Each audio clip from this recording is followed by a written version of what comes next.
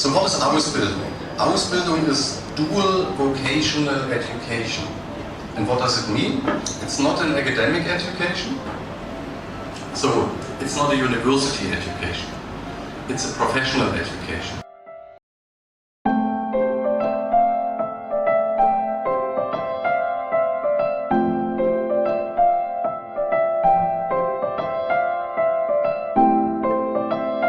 സന്തോഷത്തോടെ ചെയ്യാൻ കഴിയുന്ന ജോലി എടുക്കാവൂ.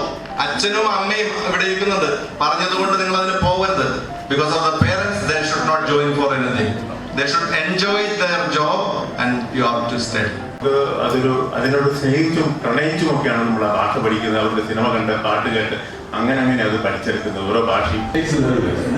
So you might need to take a few days off. Yeah. That's good.